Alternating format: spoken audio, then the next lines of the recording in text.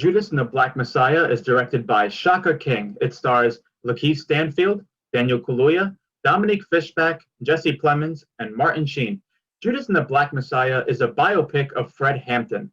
Fred Hampton was the chairman of the Illinois Black Panther Party in the late 1960s, and this movie also tells the story of Bill O'Neill, who was a criminal who turned into an FBI informant so that he can infiltrate the Black Panther Party. I remember watching the trailer for this movie sometime in the fall of 2020, and after I saw that trailer, I was immediately hyped for it.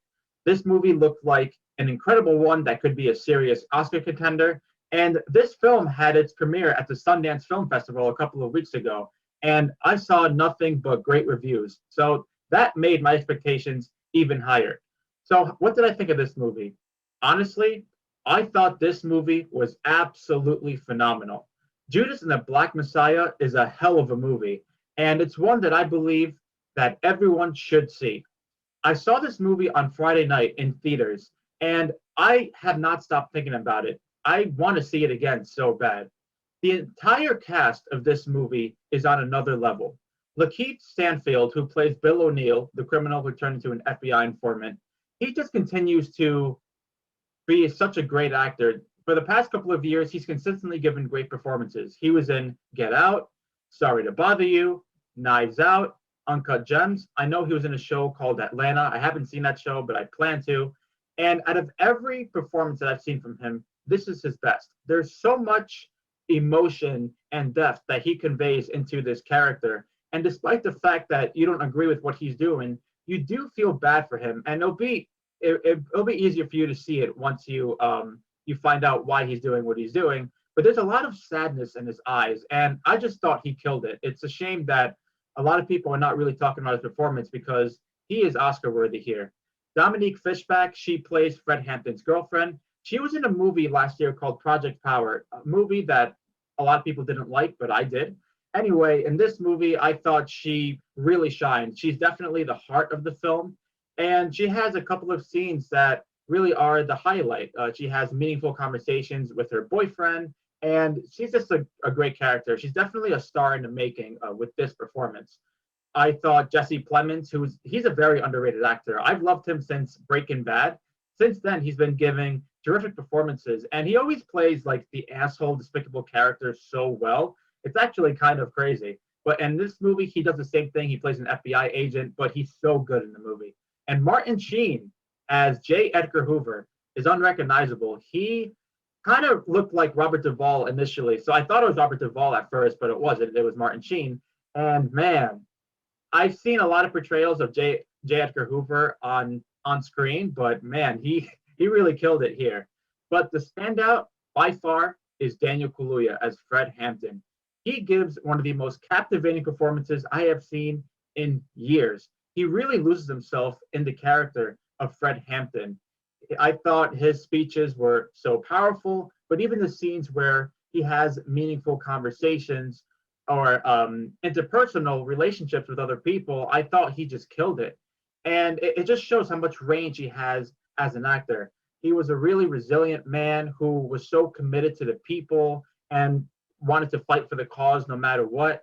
And how it was presented in this movie, I thought was incredible. Daniel Kaluuya should win the Best Supporting Actor Oscar, hands down. I mean, it's not even a contest. He easily is the best that I've seen in terms of the Best Supporting Actor. He should win that Oscar. When he's on the red carpet, just give him the award. Don't even wait until they announce the nominations for that category. But the acting here, absolutely top notch.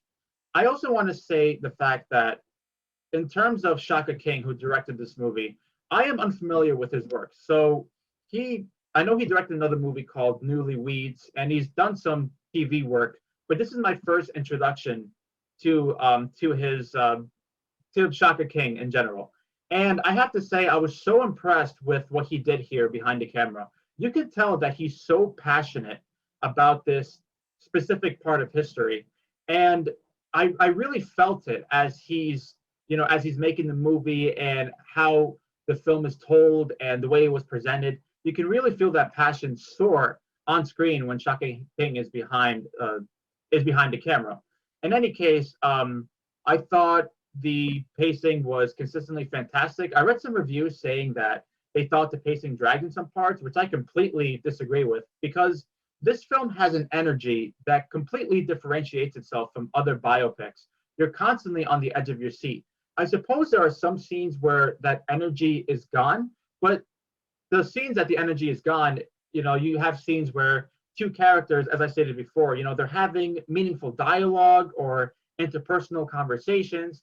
And it just goes to show you that this movie has a priority of story and characters, which is why I never thought that the film dragged or those scenes were filler. Not at all. I actually thought the balance of that energetic pacing and some of those slow moments where people are talking and are, trying to process everything that's going on around them, it really just showcases the balance and how great Shaka King really directed this film. And he co-wrote the script as well, so that definitely helped. It's been a while since I've seen a movie that's so tense, palpable, and hard-hitting.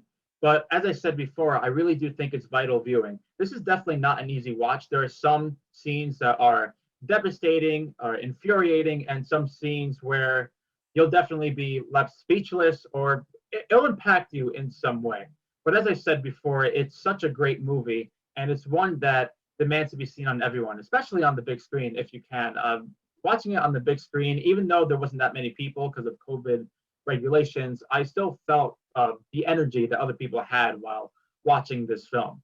And I just want to say the fact that this movie attempts to tell a piece of history that's not really talked about much. Yes, we know about the Black Panther movement, but I never heard of Fred Hampton and his story. I mean, and maybe that's shame on my part, but I don't remember my high school or learning in college about this person. So I'm kind of grateful I went to go see this movie because I felt informed. Now, let me just say something, because every time there's a movie that is based on a certain piece of history, there's always going to be those people that complain about how accurate something is or how accurate something isn't.